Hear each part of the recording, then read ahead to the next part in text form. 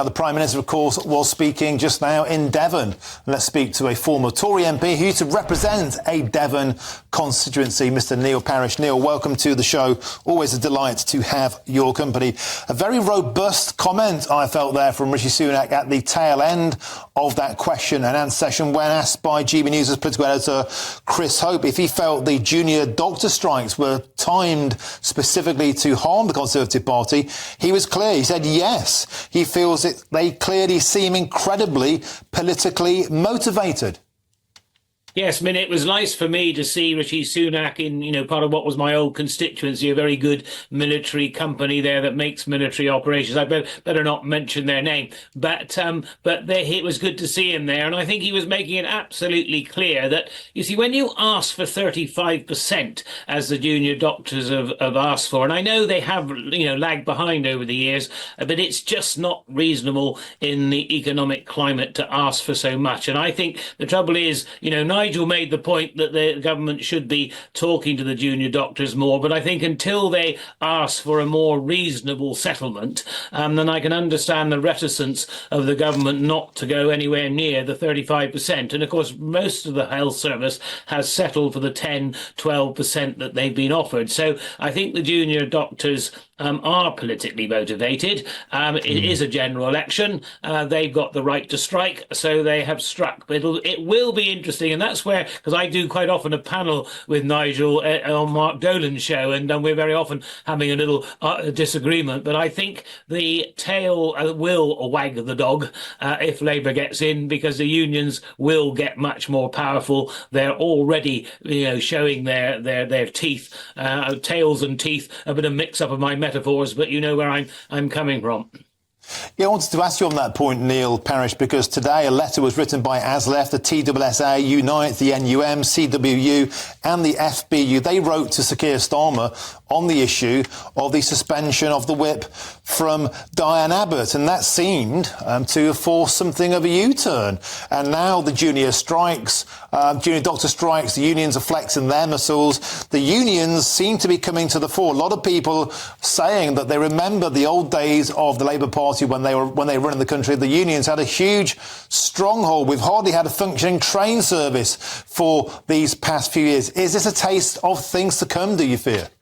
It may be, and I think, with Diane Abbott, I've got quite a lot of sympathy for Diane Abbott, because while I don't agree with what she says, and we're on sort of completely different wings of the political scale, what I would argue is that she should be able to make those comments. I was always quite independent. I made quite strong comments, and I think she should be able to, and she'd gone through the disciplinary process, and then to be sort of offered the whip back, but it's a day late, so you can't actually stand as a Labour MP, and this is supposed to have been going on for 5 months, and Keir Starmer says he knew nothing about it. Well, either the Labour Party is run in the most peculiar way, and the leader's not told of what the National Executive's doing, or he did know what was going on and should have made a decision long ago, so that Diane Abbott, could have stood if she wished. Because you see, once you get your party whip back, there is nothing stopping you then standing. But of course, if you are a day late to be able to invite, asked to be considered as a candidate, then they are excluding her. And I think it's all very, I do feel quite a lot of sympathy for Diane Abbott, because she is actually quite a nice woman. I like her as an individual. Like I said, don't agree with her politics, but that doesn't matter. You see, Parliament works because it's full of people of all sorts of wings of politics where we should debate. And I just fear with Keir Starmer that he will perhaps come down on the people hard that he can control, but will he be able to control the unions? I don't think he will, actually, once because he's very likely to get into power. It's just by how many. And of course, if he's in power with a lot of majority, then the unions will become much more vocal than if he gets into power with a smaller majority, because he will not be so secure. So it's interesting when people come to cast their votes, just to remember that perhaps it's not a good thing ever on either side, to be honest with you, to have massive majorities, because then democracy is very difficult to work, because that particular party can just railroad anything it likes through Parliament.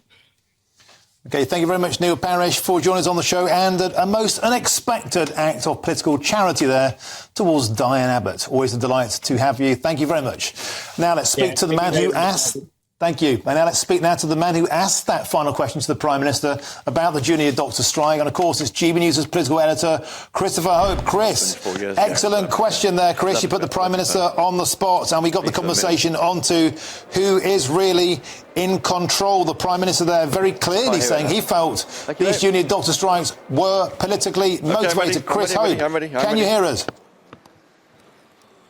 Chris, welcome to the show. We were just saying there, the final question that you asked the Prime Minister set the tone there. He seemed to indicate very clearly he felt that these strikes, the timing of the junior doctor strikes, were politically motivated, Chris. Okay, we'll come back to Chris when we effectively establish communications. That was a great question. We'll make sure we get the full response from Chris Hope and the reaction to what happened after we cut back. Now, £20,000